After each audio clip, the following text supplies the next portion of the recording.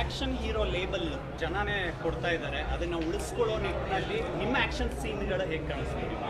ಚೆನ್ನಾಗಿದೆ ಸರ್. ಎರಡು ಒಳ್ಳೆ ಫೈಟ್ ಮಾಡಿಸಿದ್ದಾರೆ. ನಮ್ಮ ಪ್ರೊಡ್ಯೂಸರ್ ಹೇಳಿದರು ಪ್ರಮೋದ್ನ ತುಂಬ ಚೆನ್ನಾಗಿ ತೋರಿಸ್ಬೇಕು ಅಂತ. ತುಂಬ ಜಾಸ್ತಿ ಖರ್ಚು ಮಾಡಿಸಿದ್ದಾರೆ ಆ್ಯಕ್ಚುಲಿ.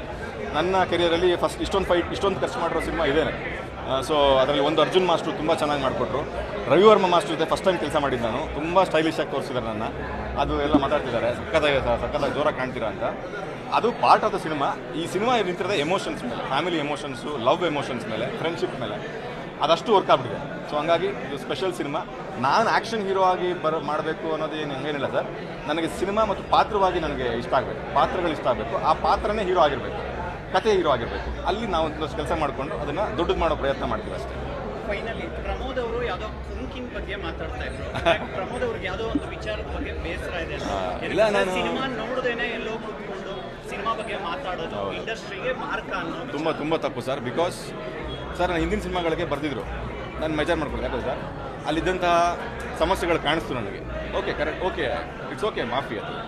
ಇವತ್ತು ಈ ಸಿನಿಮಾ ಬಗ್ಗೆ ಸರ್, ತಪ್ಪುಗಳು ಯಾವ ಸಿನಿಮಾದಲ್ಲಿ ಇಲ್ಲ, ಎಲ್ಲದರಲ್ಲೂ ಇರುತ್ತಲ್ವ. ಕೆಲವೊಂದು ಸತಿ ಅದನ್ನು ಮೀರಿ ಚೆನ್ನಾಗಿದೆ ಅಂತಲೂ ಹೇಳ್ತಾರೆ, ಏನೇನೋ ಜಾಸ್ತಿ ಚೆನ್ನಾಗಿದೆ ಅಂತ ಹೇಳ್ತಾರಲ್ಲ, ಅದನ್ನು ಬರೀಬೇಕು ಆ್ಯಕ್ಚುಲಿ. ಅವಾಗ ತಾನೇ ನಮ್ಮಂಥವ್ರು ಗೆಲ್ಲೋದು. ಆಮೇಲೆ ಕೆಲವ್ರಿಗೆ ನೀವು ಮೀಡಿಯಾರು ಸಿಕ್ಕಾಪಟ್ಟೆ ಸಪೋರ್ಟ್ ಮಾಡ್ತಿದ್ದಾರೆ ಬಿಡಿ, ಅದೆಲ್ಲ ವಿಷಯ. ನಾನು ಬೇರೆ ಇನ್ನೊಂದಷ್ಟು ಜನ ಅವ್ರಿಗೆ ಹೇಳ್ತೀನಿ, ನಾನು ಅವ್ರಿಗೊಂದು ಶಾರ್ಟ್ ಮೂವಿ ಮಾಡೋ ಯೋಗ್ಯತೆ ಇರಲ್ಲ ಸರ್.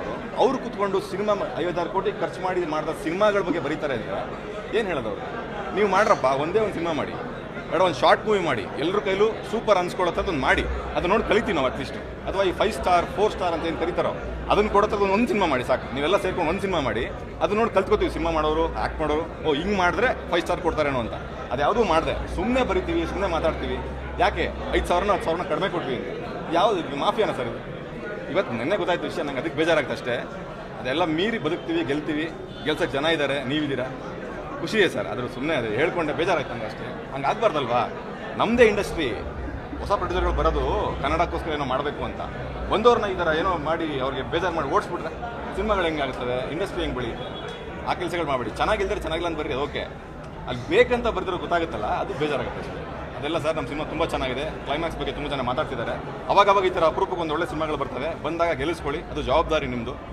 ಆ ಗೆದ್ದವರು ಮತ್ತೆ ಬೆಳೀತಾರೆ, ಇನ್ನೊಂದು ಕೆಲಸ ಮಾಡ್ತಾರೆ, ಎಲ್ಲರೂ ಕೆಲಸ ಇರುತ್ತೆ.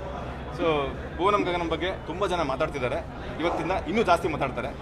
ಅಷ್ಟು ಕ್ಯೂಟ್ ಸಿನಿಮಾ ನಾವು ಮಾಡಿರೋದು, ಕ್ಯೂಟೆಸ್ಟ್ ಸಿನಿಮಾ ಎವರ್ ಮೇಡ್ ಅಂತ. ಸೊ ನೋಡಿದವರೆಲ್ಲ ನಿಮಗೆಲ್ಲ ಅನಿಸಿದೆ ಅದು. ಅಳ್ದೇ ಇರೋರೆಲ್ಲ ಅಳ್ತಿದ್ದೀವಿ ಅಂತ ಹೇಳ್ತಿದ್ದಾರೆ. I am so happy sir ಈ ಸಿನಿಮಾದ ಭಾಗವಾಗಿರೋದಕ್ಕೆ. ಗೆಲ್ಲಬೇಕು, ದೊಡ್ಡದಾಗಿ ಬೆಳಿಬೇಕು. ಕಮರ್ಷಿಯಲಿ ಗೆದ್ದರೆ ಮಾತ್ರ ಗೆಲುವು ಅಂತ ಮಾನದಂಡ ಆಗಿದೆ ಇಂಡಸ್ಟ್ರಿಯಲ್ಲಿ.